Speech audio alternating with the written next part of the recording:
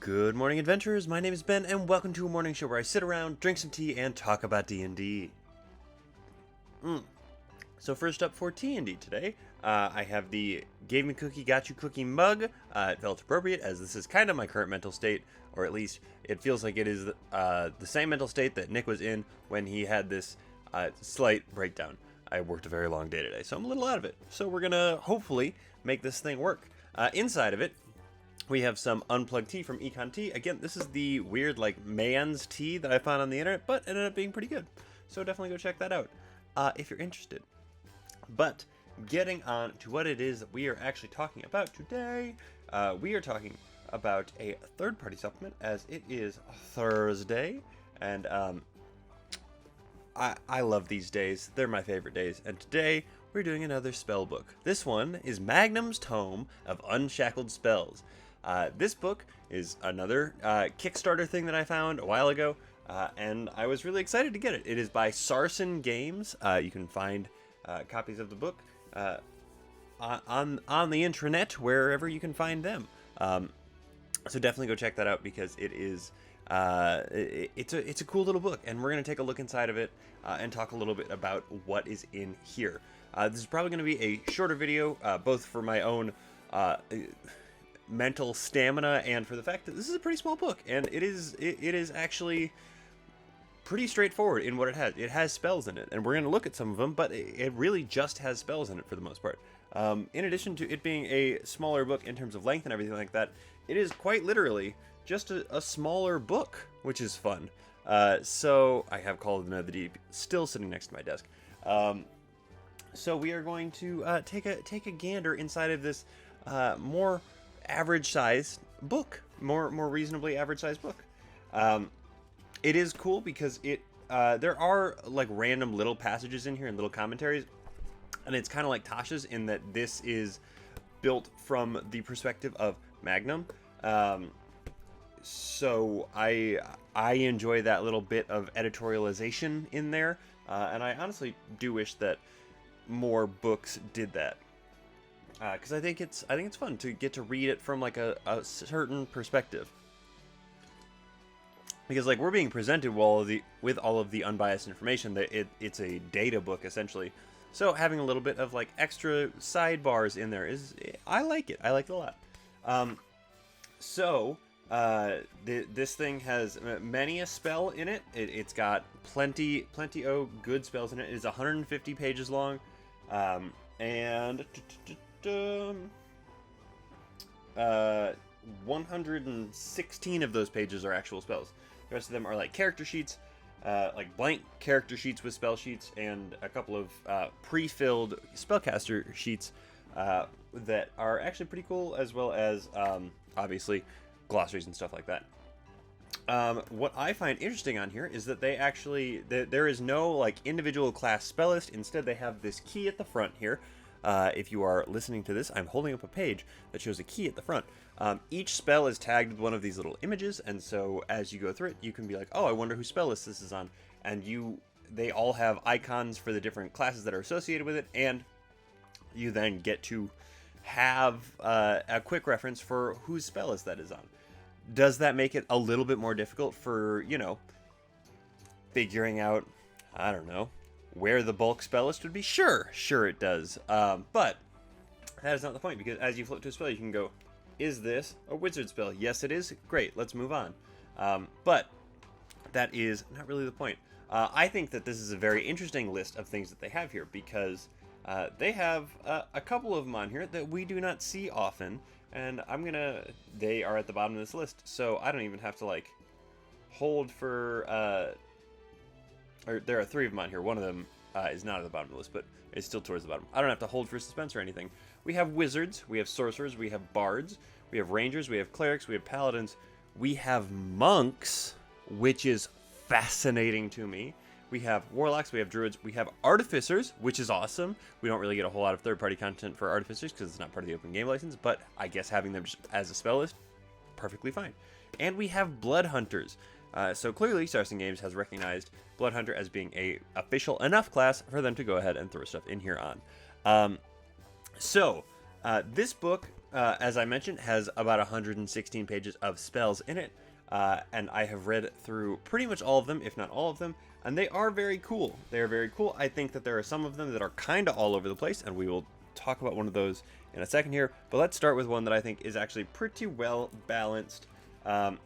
This is just, I just picked some random ones out of here to talk about. There's no rhyme or reason with this. They're just ones that I like that I thought, yeah, why not? Let's do that. So, if I could find, here we go. So this is a 5th level. Here you go. This is what it looks like. A 4th level, necromancy spell that is called Sap Life. If you are looking at this page with me, I am pointing at the Druid, Wizard, and Warlock, I believe. Warlock icons on the side here that are, indicating what it is. It's built essentially like a normal 5th edition spell then. So I believe that this one is actually pretty well balanced, and I might change the damage a touch on it, but otherwise I do think it is very, very close to being balanced, and I would not be surprised to see something like this in an official 5th edition context. So Sap Life is a 4th level necromancy spell, as I mentioned. You touch a creature within range and begin to drain the life out of them, feeding on it to regain your own health and strength. The target must make a Constitution saving throw. So it's not an attack roll, which is interesting. A lot of these touch-based spells are melee attack rolls, or melee spell attack rolls. This is a Constitution saving throw on the part of the target. It takes 3d10 necrotic damage on a failed save, or half as much on a successful one, and you regain hit points equal to half the amount of necrotic damage dealt. So it is similar to like a vampiric touch kind of thing, just a little bit more. And it's got a note right here on the side of the page under the art that says "Another corrupt form of life magic by Chaos Druids." So it is one of those things where it just has like a little bitty note on the side of it. So let's take a look at one that I think is weirdly balanced in here, because I don't understand how they came at this, or came to the conclusion that this is where this one should be. So if you understand it, please let me know. This is an 8th level evocation spell called Pyroclastic Surge, which sounds awesome, right?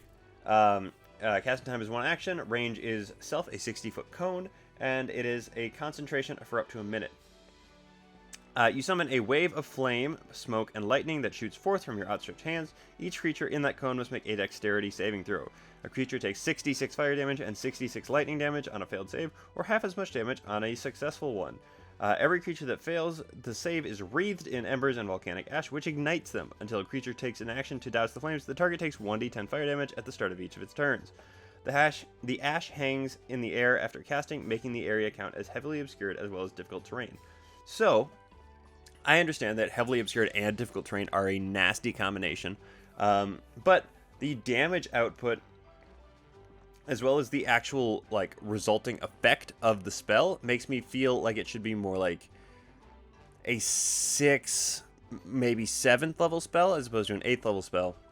Given that you're doing a grand total of 12d6 damage, half of which is the most commonly resisted type, the second most commonly resisted type of damage in the game.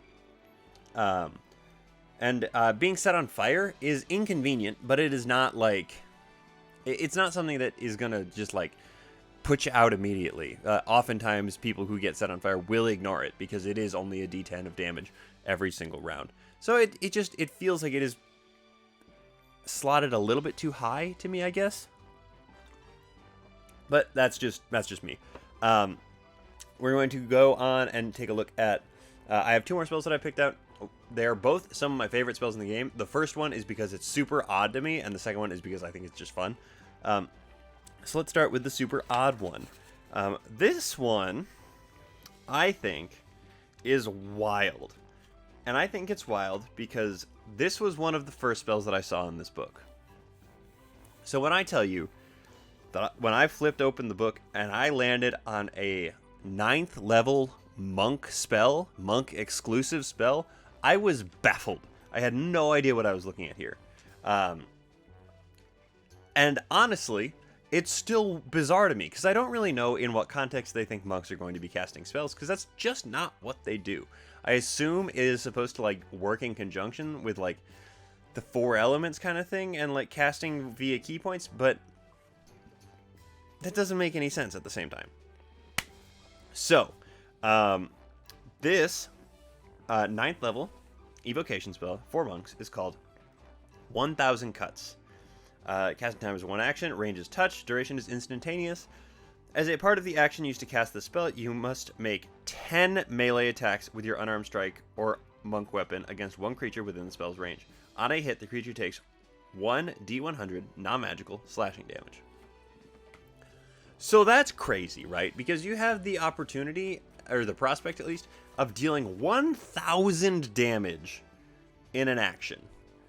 And yes, it is a 9th level monk spell, which technically can't exist.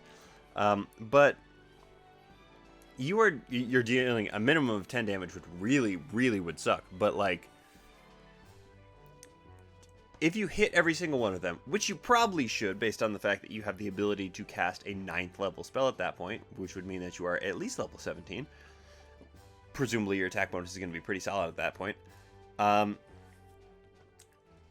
10 D100s worth of damage. That's a lot of damage. The other most damaging spells in the game don't even come close to scraping that. Like, not even a little bit. Meteor Swarm is one of the single most damaging spells in the game, and it doesn't even, like, hold a candle to this 1000 Cuts. So again, massively overpowered, potentially, but also doesn't make any real sense, but it's odd and kind of fun and kind of cool. And so, finally, we are going to come to my one that I have written down as just fun. I just have fun written down. Come on. There we go. Because it's just bizarre. It's interesting, and I think it's cool. But that's really the reason I have it written down here. This is a 4th level conjuration spell for, let me make sure I get this right, sorcerers, artificers, and bards. This is Yuribo's Impromptu War Wagon. Casting time is 1 action. Range is touch, and the duration is an hour, not concentration. So, it is a conjuration spell that does not require concentration, which is interesting to me. You touch an ordinary cart, wagon, or similar vehicle within range. With a puff of smoke and sparks, it transforms into an impressive battle wagon laden with spears and spikes, ready to shred any foe that steps too near. The battle wagon has an AC of 20 and 200 hit points. It can fit up to 3 medium-sized creatures within it, while creatures inside have full cover from anything outside the wagon. Any creature inside the wagon can use their bonus action to command the wagon to move up to 30 feet. The wagon can only move once per round. If the wagon moves through the space of a creature, they must make a dexterity saving throw. On a failed save, they take 1d8 slashing damage or half as much on a successful save. So this thing is, honestly, not particularly good as a spell, but the fact that you can get inside of a tank and just sort of ride around in it is pretty awesome. This is not a travel spell, obviously. It is not built for travel. It is not built to get you places, as it can move 30 feet and around, no matter what. But it gives you full cover inside of it, and technically, it can deal damage to people as you come careening towards them, which is just entertaining and kind of fun. So I think that it is definitely worth mentioning, because it's a weird one that I think is just interesting and fun. So that is Magnum's Tome of Unshackled Spells. Definitely check this book out if you are a spellcaster, or if you are a DM who is looking to just like lay a little bit of weird in there. If you give your players an item that has one of these effects on it, and they don't know that this book exists, then hey, you're good. But also, just some of the effects are so interesting, and they have actually helped inspire me a little bit for some like magic items and stuff like that in recent games. As I mentioned yesterday, you pull from existing material, and that does not just mean items. That also means like spells and stuff. I think it's fun. I like it a lot. Definitely check this book out. It's a good time. It really is. It's a fun little book. So anyway, moving on from that, we have shows that are coming out today. It is Thursday, so obviously we have Critical Role. In addition to Critical Role, we have Authors and Dragons, NADPOD, LGBT D&D. My brain and tongue are not moving in sync right now. I'm sorry. But definitely go check out those shows. Let them know that I sent you, because again, someday it'll come back and somebody will be like, "Hey, you sent somebody my way, thanks." And I think it'll be funny. It probably won't be, but you know what? We won't know till we find out. So let's find out. So that is everything that I have to talk to you guys about today. So thank you very, very much for making me part of your morning routine. I really do appreciate it, and thank you so much in particular to my patrons. You guys are the ones that make this show possible.